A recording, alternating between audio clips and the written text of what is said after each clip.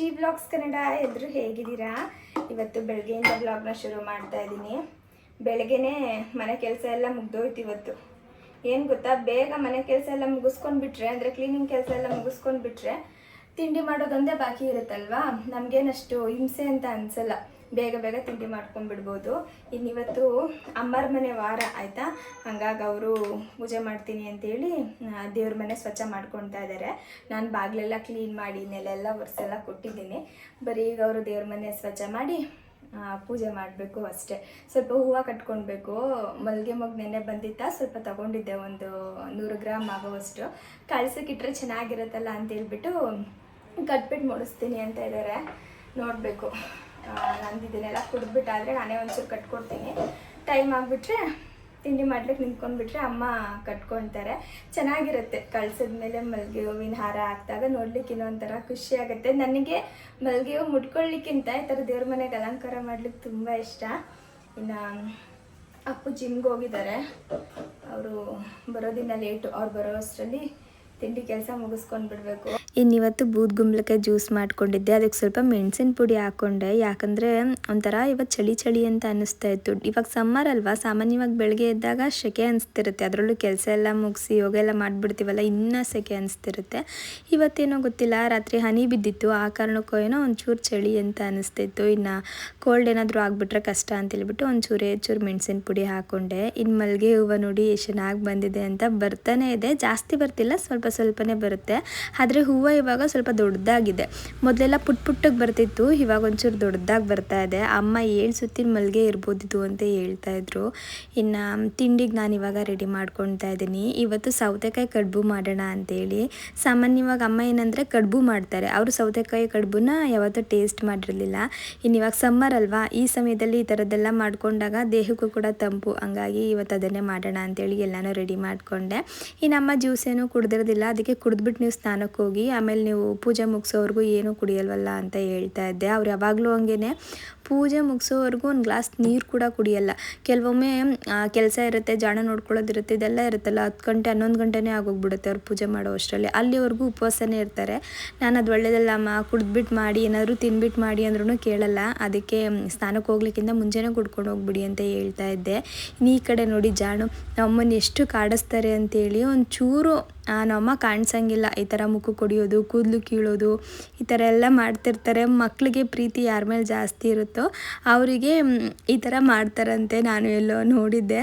ಇನ್ನು ಅವ್ರು ಸ್ನಾನಕ್ಕೆ ಹೋದರು. ಜಾಣನ್ನು ಕೂಡ ಮಲಗಿಸಿದ್ದಾಯಿತು. ತಿಂಡಿಗೆ ಇವಾಗ ರೆಡಿ ಮಾಡ್ಕೊತಾ ಇದ್ದೀನಿ. ನನ್ನ ಪಾಡಿಗೆ ನಾನು ಅಡುಗೆ ಮನೆಗೆ ಬಂದು ಮೊದಲಿದ್ದನ್ನು ಮಾಡ್ಕೊಳ್ಳಿಕ್ಕೆ ಇವಾಗ ಒಂದು ಬೌಲ್ಗೆ 1.5 ಕಪ್ ಆಗೋವಷ್ಟು ರವೆನ ಸೇರಿಸ್ಕೊತಾ ಇದ್ದೀನಿ. ಸುಜಿ ರವೆ ಬರುತ್ತಲ್ಲ, ಅದನ್ನು ತೊಗೊಂಡ್ರೆ ಚೆನ್ನಾಗಿರುತ್ತೆ. ಇಲ್ಲಾಂದರೆ ಉಪ್ಪಿಟ್ಟು ರವೆ ಕೂಡ ತೊಗೋಬೋದು. ಅದಕ್ಕೆ 1.5 ಕಪ್ ಆಗೋವಷ್ಟು ತುರಿದಿರೋ ಸೌತೆಕಾಯಿ, ಸಿಪ್ಪೆ ಸಮೇತನೇ ತುರ್ಕೊಳ್ಳಿ. ಇನ್ನು 1 ಕಪ್ ಆಗೋವಷ್ಟು ಸಬ್ಬಕ್ಕಿ ಸೊಪ್ಪು ಸ್ವಲ್ಪ ಜಾಸ್ತಿ ಹಾಕಿದ್ರೆ ನಡೆಯುತ್ತೆ, ಚೆನ್ನಾಗಿರುತ್ತೆ. ಇನ್ನು ಇದನ್ನು ಒಂದು ಬೌಲ್ಗೆ ಹಾಕಿಟ್ಬಿಟ್ಟು ಇವಾಗ ಒಂದು ಮಿಕ್ಸಿ ಜಾರ್ಗೆ ಒಂದು ಅರ್ಧ ಕಪ್ ಆಗೋವಷ್ಟು ತೆಂಗಿನಕಾಯಿ ತುರಿ, ಒಂದು 3 ಹಸಿರು ಮೆಣಸಿನ್ಕಾಯಿ, 1 ಟೀ ಸ್ಪೂನ್ ಆಗೋವಷ್ಟು ಜೀರಿಗೆ, ನೀರು ಹಾಕ್ದಂಗೆ ಒಂಚೂರು ತರಿಯಾಗಿ ಗ್ರೈಂಡ್ ಮಾಡ್ಕೊಂಡಿದ್ದೀನಿ. ಇವಾಗ ಇದನ್ನು ಬೌಲಿಗೆ ಸೇರಿಸ್ಬಿಟ್ಟು ರುಚಿಗೆ ಎಷ್ಟು ಬೇಕೋ ಅಷ್ಟು ಉಪ್ಪು ಹಾಕಿ 1-2 ಸ್ಪೂನ್ ಮೊಸರು ಹಾಕ್ತಾ ಇದ್ದೀನಿ. ರವೆಲ್ ಮಾಡ್ತಿರೋದಲ್ವ, ಹಾಗಾಗಿ ಮೊಸರು ಹಾಕಿದ್ರೆ ಚೆನ್ನಾಗಿ ಸಾಫ್ಟಾಗಿ ಬರುತ್ತೆ ಅಂತ. ಇನ್ನು ಸ್ವಲ್ಪ ಇದನ್ನು ಚೆನ್ನಾಗಿ ಕಲಿಸ್ಕೊಳ್ಬೇಕು. ಚೆನ್ನಾಗೆಲ್ಲ ಮಿಕ್ಸ್ ಮಾಡಿಬಿಟ್ಟು ಒಂದು 10ರಿಂದ 15 ನಿಮಿಷ ಎತ್ತಿಟ್ಬಿಟ್ರೆ ರವೆ ಕೂಡ ಹರಳ್ಕೊಡುತ್ತೆ, ಚೆನ್ನಾಗಿರುತ್ತೆ ತಿನ್ನಲಿಕ್ಕೆ. ಇನ್ನಿದ್ರು ಆಗೋವಷ್ಟರಲ್ಲಿ ನಾನು ಪಾತ್ರೆನೆಲ್ಲ ಇಟ್ಬಿಟ್ಟು ಮಿಕ್ಕಿದ್ದು ಕೂಡ ಮುಗಿಸ್ಕೊಂಡ್ಬಿಡೋಣ ಕೆಲಸನ ಅಂತ ಹೇಳ್ಬಿಟ್ಟು ಇವಾಗ ಸ್ಟೀಮರ್ನೆಲ್ಲ ಇಟ್ಟು ನೀರನ್ನೆಲ್ಲ ಹಾಕಿ ರೆಡಿ ಮಾಡ್ಕೋತಾ ಇದ್ದೀನಿ. ಈ ಕಡುಬುನ ಬಾಳೆ ಎಲೆಯಲ್ಲಿ ಮಾಡಿದ್ರೆ ಚೆನ್ನಾಗಿರುತ್ತೆ, ಇಲ್ಲಾಂದರೆ ಅರಿಶಿಣದೆಲೆ, ಅದು ಇಲ್ಲಾಂದರೆ ಹಲಸಿನೆಲೆ ಬರುತ್ತಲ್ಲ, ಅದರಲ್ಲಂತೂ ತುಂಬ ಚೆನ್ನಾಗಿರುತ್ತೆ. ಆದರೆ ಹಲಸಿನೆಲೆಯಲ್ಲಿ ಮಾಡಲಿಕ್ಕೆ ಸ್ವಲ್ಪ ಟೈಮ್ ಬೇಕಾಗುತ್ತೆ. ಟೈಮ್ ಇಲ್ಲ, ಸ್ವಲ್ಪ ಬೇಗ ಮಾಡ್ಕೊಳ್ಬೇಕು ಅಂದರೆ ಬಾಳೆ ಎಲೆ ಇಲ್ಲಾಂದರೆ ಅರಿಶಿಣದೆಲೆಯಲ್ಲಿ ಮಾಡ್ಕೊಳ್ಬೋದು. 2 ಸಿಕ್ಕಿಲ್ಲ ಅಂದರೂ ಕೂಡ ತೊಂದರೆ ಇಲ್ಲ. ಇಡ್ಲಿ ಪಾತ್ರೆ ಇರುತ್ತಲ್ವ, ನಾವು ಇಡ್ಲಿ ಮಾಡ್ತೀವಲ್ಲ, ಸೇಮ್ ಅದೇ ಥರ ಕೂಡ ಮಾಡ್ಕೊಳ್ಬೋದು. ಹಾಗೆ ಇದಕ್ಕೆ ಎಣ್ಣೆ ತುಪ್ಪ ಹಾಕೋ ಅವಶ್ಯಕತೆನೇ ಇಲ್ಲ ಆಯಿತಾ. ಬಾಳೆ ಎಲೆನ ಸ್ವಲ್ಪ ಬಾಡಿಸ್ಬಿಟ್ಟು ಅದ್ರ ಮೇಲ್ಗಡೆ ಇದನ್ನು ಇಟ್ಟು ಹಿಂಗೆ ರೋಲ್ ಮಾಡಿಕೊಂಡ್ರೆ ಆಯಿತು. ರವೆ ಅಲ್ವಾ, ಹಾಗಾಗಿ ಅದು ಅಂಟ್ಕೊಳ್ಳೋದು ಏನೂ ಆಗಲ್ಲ, ತುಂಬ ಚೆನ್ನಾಗಾಗುತ್ತೆ. ಯಾರಿಗೆಲ್ಲ ಆಯಿಲಿ ಫುಡ್ ತಿನ್ಲಿಕ್ಕೆ ಇಷ್ಟ ಆಗಲ್ಲ ನೋಡಿ ಅವ್ರು ಆರಾಮಾಗಿ ಇದನ್ನು ಮಾಡ್ಕೊಂಬಿಡ್ಬೋದು. ಇನ್ನು ಕಡುಬನ್ನ ಬೇಯ್ಲಿಕ್ಕೆ ಇಟ್ಟಿದ್ದೀನಿ. ಅದು ಬೇಯೋಷ್ಟರಲ್ಲಿ ಸ್ವಲ್ಪ ಚಟ್ನಿ ಮಾಡ್ಕೊಂಬಿಡೋಣ ಅಂತೇಳಿ ಒಂದು ಕಡಾಯಿಗೆ ಸ್ವಲ್ಪ ಎಣ್ಣೆ, ಒಂದು ಪುಟ್ಟ ಕಪ್ಪಲ್ಲಿ 1 ಕಪ್ಪು ಕಡಲೆಪಪ್ಪು, ಒಂದು 5ರಿಂದ 6 ಬ್ಯಾಡಗಿ ಮೆಣಸಿನ್ಕಾಯಿ, ಒಂದು 7ರಿಂದ 8 ಬೆಳ್ಳುಳ್ಳಿ ಇಲಕ್ಲು ಹಾಕ್ಬಿಟ್ಟು ಚೆನ್ನಾಗಿ ಇದನ್ನು ಫ್ರೈ ಮಾಡಿಕೊಂಡು ಒಂದು 20ರಿಂದ 30 ಸೆಕೆಂಡ್ ಮಾಡಿದ್ರೆ ಆಯಿತು. ಅದಾದಮೇಲೆ ಒಂದು ಸಣ್ಣ ಈರುಳ್ಳಿ, ಒಂದು ಸಣ್ಣ ಟೊಮೊಟೊ ಕೂಡ ಸೇರಿಸಿ ಅದನ್ನು ಕೂಡ ಸ್ವಲ್ಪ ಬಾಡಿಸ್ಕೊಂಡು ಇವಾಗ 1 ಟೀ ಸ್ಪೂನ್ ಆಗುವಷ್ಟು ಜೀರಿಗೆನ ಹಾಕ್ಕೊಂಡು ಚೆನ್ನಾಗಿ ಎಲ್ಲನೂ ಕೂಡ ಹುರ್ಕೊಳ್ತಾ ಇದ್ದೀನಿ. 1-2 ನಿಮಿಷ ಬೇಕಾಗುತ್ತೆ ಇದನ್ನೆಲ್ಲ ಹುರ್ಕೊಳ್ಳಿಕ್ಕೆ. ಇನ್ನೇನು ಕೆಳಗಡೆ ಇಳಿಸ್ತಿದ್ದೀವಿ ಅನ್ನೋ ಸಮಯದಲ್ಲಿ 1-2 ಸ್ಪೂನ್ ಆಗುವಷ್ಟು ತೆಂಗಿನಕಾಯಿ ತುರಿ ಕೂಡ ಹಾಕಿ ಸ್ವಲ್ಪ ಹಂಗೆ ಬಿಸಿ ಮಾಡ್ಕೊಂಡ್ಬಿಟ್ಟು ಇದು ಪೂರ್ತಿಯಾಗಿ ತಣ್ಣಗಾದ್ಮೇಲೆ ಒಂದು ಜಾರ್ಗೆ ಸೇರಿಸ್ಬಿಟ್ಟು ನೀರನ್ನ ಹಾಕ್ಕೊಂಡು ರುಚಿಗೆ ಎಷ್ಟು ಬೇಕೋ ಅಷ್ಟು ಉಪ್ಪು ಸೇರಿಸಿ ಗ್ರೈಂಡ್ ಮಾಡ್ಕೊತಿದ್ದೀನಿ. ಬೇಕಂದರೆ ಕೊತ್ತಂಬರಿ ಸೊಪ್ಪು ಹಾಕ್ಬೋದು. ನಾನು ಸಾಮಾನ್ಯವಾಗಿ ಕೆಂಪು ಚಟ್ನಿಗೆಲ್ಲ ಕೊತ್ತಂಬರಿ ಸೊಪ್ಪನ್ನ ಬಳಸ್ಲಿಕ್ಕೆ ಹೋಗಲ್ಲ, ಚೆನ್ನಾಗಿರುತ್ತೆ ಹಿಂಗೆ ಮಾಡಿದ್ರೆ ಅಂತ ಹಿಂಗೆ ಮಾಡ್ತೀನಿ. ಇನ್ನು ಇವಾಗ ಒಂದು ಬೌಲ್ಗೆ ಇದನ್ನು ಹಾಕ್ಬಿಟ್ಟು ಅದಕ್ಕೊಂಚೂರು ಒಗ್ಗರಣೆ ಕೊಟ್ಟರೆ ಚೆನ್ನಾಗಿರುತ್ತೆ ಅಂತೇಳಿ ಒಂದು ಸ್ವಲ್ಪ ಕೊಬ್ಬರಿ ಎಣ್ಣೆ, ಸಾಸಿವೆ, ಕಡಲೆಬೇಳೆ ಮತ್ತು ಉದ್ದಿನಬೇಳೆ, ಕರಿಬೇವಿನ ಸೊಪ್ಪು, ಬ್ಯಾಡಗಿ ಮೆಣಸಿನ್ಕಾಯಿನ ಒಗ್ಗರಣೆ ಮಾಡಿಕೊಂಡು ಅದಕ್ಕೆ ಸೇರಿಸ್ದೆ. ಎಷ್ಟು ಚೆನ್ನಾಗಿರುತ್ತೆ ಗೊತ್ತಾ ಈ ಚಟ್ನಿ. ದೋಸೆ, ಇಡ್ಲಿ ಮತ್ತು ಬಿಸಿ ಬಿಸಿ ಅನ್ನಕ್ಕೂ ಕೂಡ ತುಂಬ ಚೆನ್ನಾಗಿ ಹೊಂದ್ಕೊಳುತ್ತೆ. ಈ ಕಡೆ ಕಡುಬು ಕೂಡ ರೆಡಿ ಆಯಿತು ನೋಡಿ. ನಾನು ಇಲ್ಲಿ ತೋರಿಸ್ತಾ ಇದ್ದೀನಿ. ಸ್ವಲ್ಪ ಕೂಡ ಅಂಟ್ಕೊಂಡಿಲ್ಲ ಬಾಳೆ ಎಲೆಗೆ, ಈಸಿಯಾಗಿ ಬಿಡಿಸ್ಬಿಡ್ಬೋದು. ಬಿಸಿ ಬಿಸಿ ತಿನ್ನಬೇಕು ಆಯಿತಾ, ಎಷ್ಟು ಚೆನ್ನಾಗಿ ಅನಿಸುತ್ತೆ. ನಾನೇನು ಮಾಡ್ತೀನಿ ಅಂತ ಅಂದರೆ ಆ ಸ್ಟೀಮರಲ್ಲೇ ಬಿಟ್ಬಿಡ್ತೀನಿ ಆಫ್ ಮಾಡಿಬಿಟ್ಟು. ಇವಾಗ ಅಪ್ಪು ಬರೋದೊಂದು ಟೈಮು ಮತ್ತು ಅಮ್ಮ ತಿನ್ನೋದೊಂದು ಟೈಮ್ ಅಲ್ವಾ, ಅವ್ರು ತಿನ್ನೋ ಸಮಯದಲ್ಲಿ ಬಡಿಸ್ಕೊಡೋದು ಬಿಸಿ ಬಿಸಿಯಾಗಿ ಚೆನ್ನಾಗಿರುತ್ತೆ ಅಂತೇಳಿ. ಇನ್ನು ಅಪ್ಪು ಪ್ಲೇಟ್ನ ರೆಡಿ ಮಾಡ್ತಾ ಇದ್ದೀನಿ. ನನಗೆ ಈ ಥರ ರೆಡಿ ಮಾಡಿಬಿಟ್ಟು ಒಂದು ವಿಡಿಯೋ ಮಾಡ್ಕೊಳ್ಳೋಕೆ ತುಂಬ ಇಷ್ಟ. ನಾನು ಸುಮಾರು ಸಲ ಹೇಳಿದ್ದೀನಿ ಈ ಥರ ತಟ್ಟೆಗೂಟ ಎಲ್ಲ ಬಡಿಸ್ಬಿಟ್ಟು ಒಂದು ವಿಡಿಯೋ ಮಾಡ್ಕೊಳ್ಳಿಕ್ಕೆ ನಂಗೆ ಇಷ್ಟ ಆಗುತ್ತೆ ಅಂತ. ಇನ್ನು ಈ ಕಡೆ ಅಮ್ಮ ಪೂಜೆ ಮುಗಿಸ್ತಾ ಇದ್ದಾರೆ. ಅಪ್ಪು ಕೂಡ ಬಂದರು. ಅವ್ರಿಗೆ ತಿಂಡಿ ಹಾಕ್ಕೊಟ್ಬಿಟ್ಟು ಕೇಳ್ತಾ ಇದ್ದೆ ಹೆಂಗಿದೆ ಅಪ್ಪು, ಇಷ್ಟ ಆಯಿತಾ ಅಂತ. ತುಂಬ ಚೆನ್ನಾಗಿ ಬಂದಿದೆ, ಚಟ್ನಿ ಮಾತ್ರ ಚೆನ್ನಾಗಿ ಹೊಂದ್ಕೋತಾ ಇದೆ ಇದಕ್ಕೆ ಅಂತ ಹೇಳ್ತಿದ್ರು. ನಾನು ಡೈಲಿ ಅಷ್ಟೇ, ನಾನು ಏನೇ ತಿಂಡಿ ಮಾಡಲಿ, ಏನೇ ಅಡುಗೆ ಮಾಡಲಿ ಒಂದು ಸಲ ಕೇಳ್ತೀನಿ ಹೆಂಗಿದೆ, ಏನು ಹೆಚ್ಚು ಕಡಿಮೆ ಆಗಿದೆ, ಏನು ಚೇಂಜ್ ಮಾಡ್ಕೊಳ್ಬೇಕು ಉಪ್ಪು ಅಂತ. ಇನ್ನು ಅಪ್ಪು ತಿಂಡಿ ತಿಂದಾದ್ಮೇಲೆ ಜಾಣನ ಸ್ವಲ್ಪ ಆಡಿಸ್ತಾ ಇದ್ರು. ಇವಾಗ ಏನು ಗೊತ್ತಾ, ಜಾಣಿಗೆ ಏನೇ ತಿನ್ಲಿಕ್ಕೆ ಕೊಟ್ಟರು ನಮಗೊಂದು ಸ್ವಲ್ಪ ಕೊಡಪ್ಪ ಅಂತ ಕೇಳಿದ್ರೆ ಕೊಡ್ತಾರೆ ನಮಗೆ, ಅದೆಲ್ಲ ಗೊತ್ತಾಗ್ತಾ ಇದೆ. ಅದೊಂದು ಚೂರು ವಿಡಿಯೋ ಮಾಡ್ಕೊಂಡಿದ್ದೀನಿ, ಇಲ್ಲಿ ಹಾಕ್ತೀನಿ ನೋಡಿ.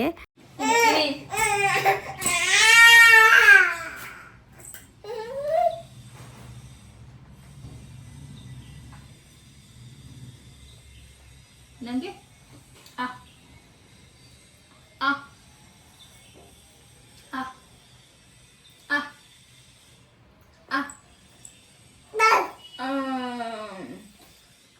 ಗುಡ್ ಬಾಯ್, ಗುಡ್ ಬಾಯ್. ಜನ ನನಗೆ, ಮಮ್ಮಗೆ, ಮಮ್ಮಗೆ, ಮಮ್ಮಗೆ. ಇವಾಗ ಏನು ಗೊತ್ತಾ, ಡೈಲಿ ನಾನು ಈ ಥರ ತಿನ್ಸ್ಬೇಕಾದ್ರೆ ಏನು ಕೊಡ್ತೀರಾ, ಕೊಡಿ ಮತ್ತೆ. ಏನು ಡ್ಯಾಡು ಕೊಡ್ತೀರಿ ಡೈಲಿ? ಇವಾಗ ತಿನ್ಬೇಕಾದ್ರೆ ನಮ್ಗೊಂದು ಸ್ವಲ್ಪ ಜಾಣು ಅಂತ ತೋರಿಸಿ ರೂಢಿ ಮಾಡಿಬಿಟ್ಟಿದ್ದೀನ. ಹಂಗಾಗಿ ಇವಾಗ ಏನಾದರೂ ತಿನ್ಬೇಕಾದ್ರೆ ನಾವು ಮಾಡಿದ್ರೆ ಸಾಕು, ನಮ್ಮ ಬಾಯಿಗೂ ಒಂಚೂರಿ ಬರ್ತಾರೆ. ಏನು ಇನ್ನೊಸಿ ಕೊಡ್ತೀರಿ? ಕೊಡ್ಬೇಕು ಒಟ್ನಲ್ಲಿ. ಆಮೇಲೆ ನಾವು ತಿನ್ಬೇಕಾದ್ರೆ ನೋಡ್ತಾ ಕೊಡಲೇಬೇಕು, ಇಲ್ಲಾಂದ್ರೆ ಅವಳು ಇಲ್ಲಿ ನೋಡಿ. ಬೇಕಿದ್ರೆ ನಂದಿದು ಆಯ್ತು, ಸಾರಿ ತಗೊಳ್ಳಿ.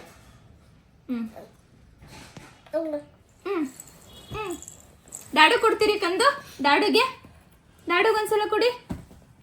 ಇನ್ನು ಜಾಣನ ಇವಾಗ ತಾನೇ ಮಲಗಿಸ್ದೆ, ಚೆನ್ನಾಗಿ ಆಟ ಆಡಿದ್ರಲ್ಲ, ಹಂಗಾಗಿ ಒಂದು ಒಳ್ಳೆ ನಿದ್ದೆ ಮಾಡ್ತಾರೆ ಈಗ. ಸಡನ್ ಆಗಿ ಎದೊಳ್ತಾರೆ, ವಾಯ್ಸ್ ಕೇಳಿದ್ರೆ ಎತ್ ಕುತ್ಕೊಂತಾರೆ ಹಿಂಗೆ. ಇಷ್ಟು ಬೇಗ ನಿದ್ದೆ ಹೋಯ್ತು? ಈಗ ಹತ್ರ ಹೋದ್ರೆ ಮಲ್ಕೊಂತಾರೆ. ಮಕ್ಕಳವ ಮಲ್ಕೊಂಡ್ರು ಈಗ. ನಾವ್ ಯಾರಾದ್ರೂ ಅಕ್ಕಪಕ್ಕದಲ್ಲಿ ಇದೀವಿ ಅಂತ ಗೊತ್ತಾದ್ರೆ ಮತ್ತೆ ಮಲ್ಕೊಂಡ್ಬಿಡ್ತಾರೆ, ಇಲ್ಲ ಅಂದಾಗ ಅಳ್ಳಿಕ್ ಶುರು ಮಾಡ್ಕೊಂಡ್ಬಿಡೋದು.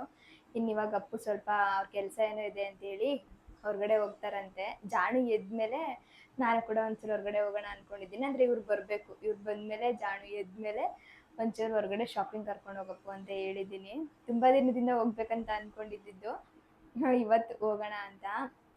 ಹಾಗೆ ಒಂದು ವಿಚಾರದ ಬಗ್ಗೆ ಮಾತಾಡೋಣ ಅಂತ ಅನ್ಕೊಂಡೆ. ಏನಂದ್ರೆ ಸುಮಾರು ಜನ ನಾವು ಮನೆ ನೋಡ್ತಿರೋ ವಿಷಯಕ್ಕೆ ತುಂಬಾನೇ ಖುಷಿ ಪಟ್ಬಿಟ್ಟು ತುಂಬಾ ಖುಷಿಯಿಂದ ಕಮೆಂಟ್ ಮಾಡ್ತಾ ಇದ್ರಿ. ನೀವೆಷ್ಟು ಬೇಗ ಮುಂದೆ ಬಂದ್ರಿ ಶಿಲ್ಪ, ತುಂಬಾ ಒಳ್ಳೇದಾಗ್ಲಿ ನಿಮಗೆ, ನೀವು ಅನ್ಕೊಂಡಿದ್ದೆಲ್ಲ ಸಕ್ಸಸ್ ಆಗ್ಲಿ, ತುಂಬಾ ಕಷ್ಟಪಟ್ಟಿದ್ದೀರಾ, ಇವಾಗಾದ್ರೂ ನಿಮಗೆ ಒಳ್ಳೇದಾಗ್ಲಿ ಅಂತ ಹೇಳಿ. Thank you. ನಾವು ಒಂದೊಂದು ಕಮೆಂಟ್ಸ್ನು ಕೂಡ ಬಿಟ್ಟಿಲ್ಲ, ತುಂಬಾ ಖುಷಿಯಿಂದ ಎಲ್ಲ ಕಮೆಂಟ್ಸ್ನು ಕೂಡ ನೋಡ್ತಾ ಇದ್ದೆ ನಾನು. ಏನ್ ಗೊತ್ತಾ, ಇದೇ ತರ ಇರ್ಬೇಕು ನಮ್ ಲೈಫು ಅಂತೇಳಿ ನಾನು ಅಪ್ಪು ತುಂಬಾ ಅಂದ್ರೆ ತುಂಬಾ ಕಷ್ಟಪಟ್ಟಿದ್ದೀವಿ. ಎಲ್ಲರೂ ಕಷ್ಟಪಡ್ತಾರೆ, ಅವ್ರ ಜೀವನ ಮಾಡ್ಲಿಕ್ಕೆ ಕಷ್ಟಪಡೋದು ಮಾಮೂಲಿ, ಅದೇನ್ ದೊಡ್ಡ ವಿಷಯ ಅಲ್ಲ. ಆದ್ರೆ ನಾವೇನ್ ಗೊತ್ತಾ, ಸಣ್ಣ ಒಂದೊಂದು ಆಸೆಗಳ್ನು ಕೂಡ ಸ್ಯಾಕ್ರಿಫೈಸ್ ಮಾಡಿದೀವಿ.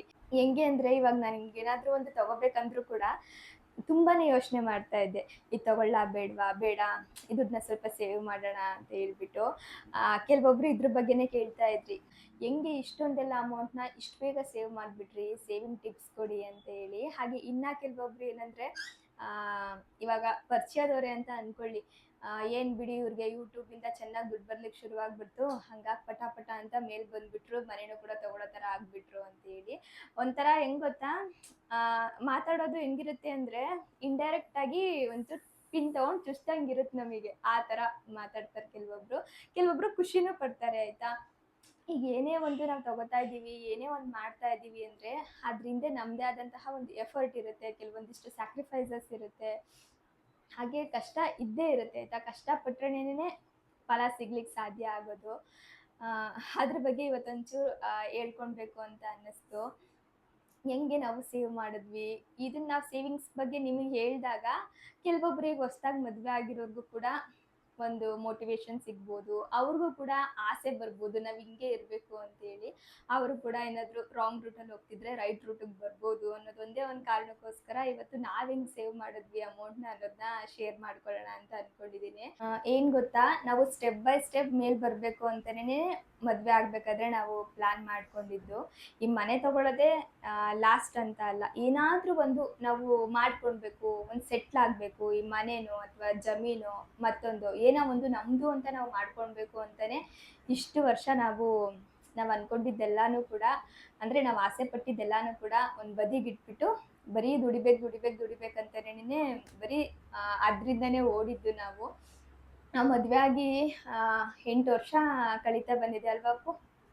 8 ವರ್ಷನ 8.5 8 ವರ್ಷ ಆಯ್ತು. ಈ ನೆಕ್ಸ್ಟ್ ಆನಿವರ್ಸರಿ 9 ವರ್ಷ. ಇನ್ನೇನು 9 ವರ್ಷ ಆಗೋಗ್ಬಿಡುತ್ತೆ. ಈ 9 ವರ್ಷದಲ್ಲಿ ನೀವು ನಂಬಿದ್ರೆ ನಂಬಿ, ಬಿಟ್ರೆ ಬಿಡಿ, ನಾನು ಪ್ರೆಗ್ನೆಂಟ್ ಇದ್ನಲ್ವಾ, ಆವಾಗ್ಲೇ ನಾವು ಒಂದು ಲಾಂಗ್ ಟ್ರಿಪ್ ಅಂತ ಹೋಗಿರೋದು, ಒಂದು 2-3 ದಿನ. ಅದನ್ನ ಬಿಟ್ಟು ಅಷ್ಟು ವರ್ಷಗಳಲ್ಲಿ ನಾವು ಎಲ್ಲೂ ಹೋಗ್ತಾ ಇರಲಿಲ್ಲ. ಅಂಗಡಿ ಆಯಿತು, ನನಗೆ ಮನೆ ಆಯಿತು, ಅಪ್ಪುಗೆ ಕೆಲಸ ಆಯಿತು, ಮನೆ ಆಯಿತು, ಇಷ್ಟರಲ್ಲೇ ಇದ್ದು. ಒಂದೇನಾದರೂ ಒಂದು ಫಂಕ್ಷನ್ಗೂ ಕೂಡ ನಾವು ಹೋಗ್ತಿರ್ಲಿಲ್ಲ. ಅವತ್ತು ಶಾಪ್ ಕ್ಲೋಸ್ ಮಾಡಬೇಕಾಗತ್ತಲ್ಲ, ಬೇಡ ಹೋಗೋದು. ಏನಾದರೂ ಸಂಡೇ ಗಿಂಡೆ ಮಧ್ಯಾಹ್ನ ಟೈಮ್ ಯಾವ್ದಾದ್ರು ಫಂಕ್ಷನ್ ಇರುತ್ತೆ ನೋಡಿ, ಆ ಥರ ಹೋಗ್ತಿದ್ದು ಹೊರತು ವರ್ಕಿಂಗ್ ಡೇಯಲ್ಲಿದ್ದರೆ ನಾವು ಯಾವತ್ತೂ ಹೋಗ್ತಾ ಇರಲಿಲ್ಲ. ಆ ಥರ ಪರಿಸ್ಥಿತಿ ಇತ್ತು ನಮ್ಮದು. ಸ್ಟಾರ್ಟಿಂಗಿಂದ ಹೆಂಗೆ ಸೇವ್ ಮಾಡಿದ್ವಿ ಅನ್ನೋದನ್ನ ಹೇಳ್ಬಿಡ್ತೀನಿ. ನಾವು ಮದುವೆ ಆಗಿದ್ದು ಕೂಡ ನಿಮಗೆ ಗೊತ್ತಿರುತ್ತೆ, ನಮ್ಮ ಹಳೆಯ ಸಬ್ಸ್ಕ್ರೈಬರ್ಸ್ ಆಗಿದ್ದರೆ, ನಾವೇ ದುಡಿದು ನಾವು ಮದುವೆ ಆಗಿದ್ದು, ಯಾರ ಮೇಲೂ ಕೂಡ ಡಿಪೆಂಡ್ ಆಗಬಾರ್ದು ಅಂತೇಳಿ ಆವಾಗಲೇ ಫಿಕ್ಸ್ ಆಗಿಬಿಟ್ಟಿದ್ದು. ಇನ್ನು ಮುಂದೆ ಇಬ್ಬರು ದುಡಿಬೇಕು, ಇಬ್ಬರು ಸೇವ್ ಮಾಡಬೇಕು, ನಮಗೆಲ್ಲ ಸಣ್ಣ ಪುಟ್ಟ ಆಸೆಗಳನ್ನೂ ಕೂಡ ಕಟ್ಟಿಟ್ಬಿಡ್ಬೇಕು. ನಾವೇನು ಅಂದ್ಕೊಂಡಿದ್ದೀವಿ ಅದು ಅಚೀವ್ ಮಾಡ್ಲಿಕ್ಕಂಟ ಈ ಮೂಟೆನ ಓಪನ್ ಮಾಡ್ಲಿಕ್ಕೆ ಹೋಗಲೇಬಾರ್ದು ಅಂತೇಳಿ ನಾನು ಅಪ್ಪು ಮೊದಲೇ ಮಾತಾಡ್ಕೊಂಡು ಬಿಟ್ಟಿದ್ದು. ಹಾಗಾಗಿ ನಾನು ಶಾಪಲ್ಲಿ ಇರ್ತಿದ್ದೆ, ಇವರು ಕೆಲ್ಸಕ್ಕೆ ಹೋಗ್ತಾಯಿದ್ರು. ಶಾಪಲ್ಲಿ ಬರೋ ದುಡ್ಡನ್ನ ನಾನೊಂದು 3 ಭಾಗದ ಥರ ಡಿವೈಡ್ ಮಾಡ್ಕೊಂಡಿದ್ದೆ. ಒಂದು ಬಂದು ಸೇವಿಂಗ್ಸ್ ಅಂತ, ಇನ್ನೊಂದು ಬಂದು ಫುಡ್ಡು. ನಾವು ಎಷ್ಟೇ ದುಡಿಲಿ, ಏನೇ ಸಂಪಾದನೆ ಮಾಡಲಿ, ಏನೇ ಮಾಡ್ಕೋಬೋದು, ಕೊನೆಗೆ ಏನು ಹೇಳಿ, ನಮಗೆ ಒಂದು ಒಳ್ಳೆಯ ಆಹಾರ ಬೇಕು. ಒಳ್ಳೆಯ ಆಹಾರ ತೊಗೊಂಡ್ರೆ ನಾವು ಹೆಲ್ದಿಯಾಗಿರ್ತೀವಿ. ನಾವು ಹೆಲ್ದಿಯಾಗಿ ಚೆನ್ನಾಗಿದ್ರೆ ತಾನೇ ನಮ್ಮದೊಂದು ಸ್ವಂತ ಮನೆ ಅಂತ ಮಾಡ್ಕೊಳ್ಲಿಕ್ಕಾಗೋದು, ಇಲ್ಲಾಂದರೆ ನಮ್ಮದೊಂದು ಸ್ವಂತ ಜಮೀನು ಅಂತ ಮಾಡ್ಕೊಳ್ಲಿಕ್ಕಾಗೋದು. ಏನಾದರೂ ಮಾಡ್ಕೊಳ್ಬೇಕು ಅಂದರೆ ಫಸ್ಟು ನಮ್ಮ ಆರೋಗ್ಯ ಚೆನ್ನಾಗಿರಬೇಕು. ಆರೋಗ್ಯ ಚೆನ್ನಾಗಿಲ್ಲ ಅಂದರೆ ಎಲ್ಲ ದುಡ್ಡನ್ನು ತೊಗೊಂಡೋಗ್ಬಿಟ್ಟು ಒಂದಿನ ಹಾಸ್ಪಿಟ್ಲಲ್ಲಿ ಇಡಬೇಕಾಗುತ್ತೆ. ಅದಕ್ಕೆ ನಾನು ಈ 3 ಭಾಗದಲ್ಲಿ 1 ಭಾಗನ ನಮ್ಮ ಹೆಲ್ತ್ಗೋಸ್ಕರ ಇಟ್ಟಿದ್ದೆ. ಅಂದರೆ ಫುಡ್ ಇರ್ಬೋದು, ಒಳ್ಳೊಳ್ಳೆ ತರಕಾರಿ ತೊಗೊಳ್ಳೋದು, ಒಳ್ಳೆ ಹಣ್ಣು ತೊಗೊಳ್ಳೋದು. ಮನೇಲಿ ಅಡುಗೆ ವಿಚಾರದಲ್ಲಿ ಯಾವತ್ತೂ ಕೂಡ ನಾನು ಜುಕ್ತನ ಮಾಡ್ತಿರಲಿಲ್ಲ, ಧಾರಾಳವಾಗೇ ಇರ್ತಾಯಿದ್ದೆ. ಒಳ್ಳೊಳ್ಳೆ ಹಣ್ಣು, ಒಳ್ಳೊಳ್ಳೆ ತರಕಾರಿ ಈ ಥರ ತೊಗೊಳ್ಬೇಕು ಅಂತೇಳಿ 2ನೇ ಭಾಗ ಇಟ್ಕೊಂಡಿದ್ದೆ. ಇನ್ನು 3ನೇ ಭಾಗ ಬಂದುಬಿಟ್ಟು ಗೋಲ್ಡು. ನಿಮಗೆ ಗೊತ್ತಿರುತ್ತೆ, ನಾನು ಮುಂಚೆಯಿಂದನೂ ಕೂಡ ಒಂದು ಉಂಡೆ ಮಾಡಿಬಿಟ್ಟು ಪ್ರತಿದಿನ ಗೋಲ್ಡ್ ತೊಗೋಬೇಕು ಅಂತಲೇ ಅದಕ್ಕೊಂದಿಷ್ಟು ನಮ್ಮ ಕೈಯಲ್ಲಿ ಎಷ್ಟಾಗುತ್ತೆ ನೋಡಿ ಅಷ್ಟನ್ನ ಹಾಕ್ಕೊಂಡು ಬರ್ತಾ ಇದ್ದೆ. ಈ ಥರ 3 ಭಾಗ ಮಾಡ್ಕೊಂಡಿದ್ದೆ. ಒಂದು ಭಾಗ ಸೇವಿಂಗ್ಸ್ ಅಂತ ಹೇಳಿದ್ನಲ್ಲ, ಆ ಸೇವಿಂಗ್ಸಲ್ಲಿ ಈಗ ಫ್ಯೂಚರ್ಗೆ ನಮಗೊಂದು ಲೀಸ್ಗೆ ಹಾಕ್ಸ್ಕೊಡೋ ಥರ ಮನೆಗಿರ್ಬೋದು, ಅಥವಾ ಈಗ ನಮ್ಮದೇ ಒಂದು ಆಸೆ ಇತ್ತು ಕಾರ್ ತೊಗೊಳ್ಬೇಕು ಅಂತೇಳಿ, ಇವಾಗ ಮನೆ ವಿಚಾರನೂ ಕೂಡ ಈ ಥರದಕ್ಕೆಲ್ಲ ಆ ದುಡ್ಡು ಅಂತೇಳಿ. ಇನ್ನು ಅಪ್ಪು ಸ್ಯಾಲ್ರಿನೂ ಕೂಡ ಅಷ್ಟೇ ಅದಕ್ಕೇ ಹಾಕ್ತಾ ಇದ್ದೆ. ಅಪ್ಪು ಹೆಂಗೆ ಅಂತ ಅಂದರೆ, ಎಲ್ಲ ಗಂಡ್ಮಕ್ಳು ಇದೇ ಥರ ಇರ್ತಾರೋ ಏನೋ ನನಗೆ ಗೊತ್ತಿಲ್ಲ, ಇವ್ರು ಮಾತ್ರ ಹಂಗೇನೆ. ಇವ್ರು ಸ್ವಲ್ಪ ಧಾರಾಳ ಆಯಿತಾ, ಒಂಚೂರು ಕೈಯಲ್ಲಿ ದುಡ್ಡಿದ್ರೆ ಖರ್ಚು ಮಾಡಿಬಿಡ್ತಾರೆ. ಇವ್ರಿಗೆ ಅಂತ ಏನು ಖರ್ಚು ಮಾಡ್ಕೊಳ್ಳಲ್ಲ ಇವರು. ಮನೆಗೆ ಹತ್ತರೋದು ಇತ್ತರೋದು, ನನಗೇನಾದರೂ ಒಂದು ಒಳ್ಳೆ ಡ್ರೆಸ್ ಕಾಣಿಸಿದ್ರೆ ಹೋಗಿ ತೊಗೊಂಡು ಬಂದುಬಿಡೋದು, ಈ ಥರ ಎಲ್ಲ ಮಾಡ್ತಾರೆ.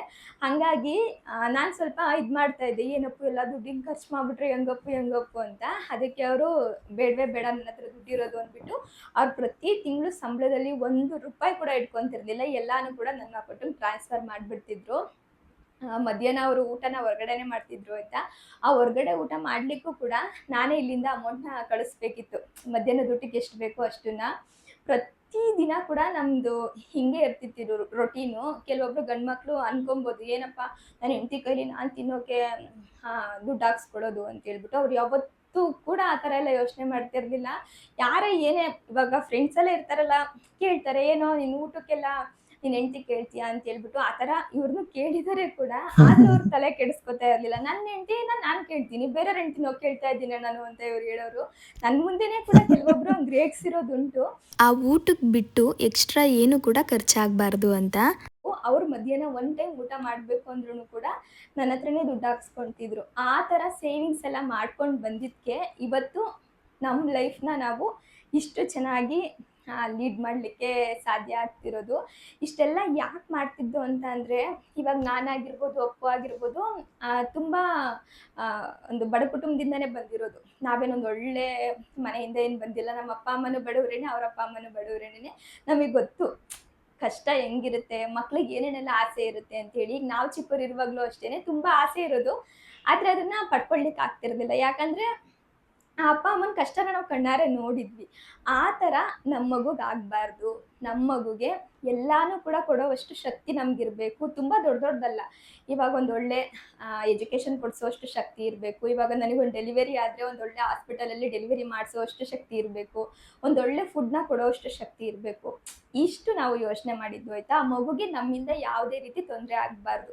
ಇವಾಗ ನಮ್ಮ ಅಪ್ಪ ಅಮ್ಮಂಗೆ ಅಂದರೆ, ಅವರು ಸ್ವಲ್ಪ ಎಜುಕೇಷನಲ್ಲಿ ಕಡಿಮೆ ಇದ್ದರು. ಪಾಪ ಅವ್ರು ಕಷ್ಟಪಟ್ಟು ದುಡಿತಿದ್ರು, ಆದರೆ ಸಂಪಾದನೆ ಅವ್ರಿಗೆ ಕಡಿಮೆ ಇರ್ತಿತ್ತು. ಯಾಕೆ ಹೇಳಿ, ಎಜುಕೇಷನ್ ಇರಲಿಲ್ಲ. ನಮಗೆ ಎಜುಕೇಷನ್ ಕೊಡಿಸಿದ್ರು ಅವರು. ಅಷ್ಟೊಂದೆಲ್ಲ ಕಷ್ಟಪಟ್ಟು ಎಜುಕೇಷನ್ ಕೊಡಿಸಿದ್ದಾರೆ. ಅವರು ಅಷ್ಟು ಕಷ್ಟದಲ್ಲಿದ್ದರೂ ಕೂಡ ನಮಗೊಂದು ಒಳ್ಳೆ ಎಜುಕೇಷನ್ ಕೊಡಿಸಿದ್ದಾರೆ ಅಂತ ಅಂದಮೇಲೆ ನಾವು ಇಷ್ಟೊಂದು ಒಳ್ಳೆ ಇದರಲ್ಲಿದ್ದು ನಮ್ಮ ಮಕ್ಕಳಿಗೆ ನಮಗಿಂತ ಒಂದು ಮೇಲ್ಮಟ್ಟದಲ್ಲಿ ನೋಡ್ಕೊಳ್ಬೇಕು ಅಲ್ವಾ. ಅದು ನಮ್ಮ ತಲೆಯಲ್ಲಿ ಇದ್ದಿದ್ದು. ಹಾಗಾಗಿ ನಮ್ಮ ಮಗು ಮಾಡ್ಕೊಳ್ಳಿಕ್ಕಿಂತ ಮುಂಚೆ ಮೊದಲು ನಾವು ಸೆಟ್ಲ್ ಆಗೋಣ, ನಾವು ಅಂದ್ಕೊಂಡಿದ್ದೆಲ್ಲ ಮೊದಲು ನಾವು ಮಾಡ್ಕೊಳ್ಳೋಣ, ಆಮೇಲೆ ಮಿಕ್ಕಿದ್ದೆಲ್ಲ ಯೋಚನೆ ಮಾಡೋಣ ಅಂತೇಳಿ ಪ್ರತಿದಿನ ಪ್ರತಿ ಕ್ಷಣ ದುಡ್ದಿದ್ದೀವಿ. ಆಮೇಲೆ ನಾನು ಯೂಟ್ಯೂಬ್ ಚಾನಲ್ನ ಶುರು ಮಾಡಿದ್ದು. ಕೆಲವೊಬ್ರು ಹೇಳ್ತೀರಾ ಅಲ್ವಾ, ಯೂಟ್ಯೂಬ್ ಬಂತು ಅದಕ್ಕೆ ಪಟ್ಟಂತ ಮನೆ ತೊಗೊಂಡ್ಬಿಟ್ಬಿಟ್ರಿ ಅಂತ. ಖಂಡಿತ ಇಲ್ಲ, ಯೂಟ್ಯೂಬ್ ನಮಗೆ ಸಹಾಯ ಮಾಡಿದೆ, ನಾನು ಇಲ್ಲ ಅಂತ ಯಾವತ್ತೂ ಹೇಳಲ್ಲ. ಯೂಟ್ಯೂಬ್ ಏನು ಗೊತ್ತಾ, ಒಂದು ಒಳ್ಳೆ ಪ್ಲಾಟ್ಫಾರ್ಮ್. ಅದನ್ನು ನಾವು ಒಳ್ಳೆ ರೀತಿಲೂ ಯೂಸ್ ಮಾಡ್ಕೊಳ್ಬೋದು, ಕೆಟ್ಟ ರೀತಿಲೂ ಯೂಸ್ ಮಾಡ್ಕೊಳ್ಬೋದು. ಇವಾಗ ನೋಡಿ, ನೀವೆಲ್ಲಾದರೂ ಒಂದು ಕಡೆ ಕೆಲಸಕ್ಕೆ ಹೋದರೆ ನಿಮ್ಗೊಂದಿಷ್ಟು ಸ್ಯಾಲ್ರಿ ಅಂತ ಕೊಡ್ತಾರೆ. ಮಂತ್ಲಿ ಒಂದು 10 ಬರ್ಬೋದು, 20 ಬರ್ಬೋದು. ಯೂಟ್ಯೂಬ್ ಕೂಡ ಅದೇ ಥರನೇ. ಇದರಲ್ಲೂ ಅಷ್ಟೇ, ನಾವು ವಿಡಿಯೋ ಮಾಡಿ ಅಪ್ಲೋಡ್ ಮಾಡಿದಾಗ ನೀವೆಲ್ಲ ನೋಡ್ತೀರಾ, ಅದಕ್ಕೆಷ್ಟು ಒಂದು ಅಮೌಂಟ್ ಬರಬೇಕು ಅದನ್ನು ಯೂಟ್ಯೂಬಿಂದ ಕೊಡ್ತಾರೆ. ಅದು ಕೂಡ ಅಷ್ಟೇ, ಮಂತ್ಲಿ ಇಷ್ಟು ಅಂತ ಬರುತ್ತೆ.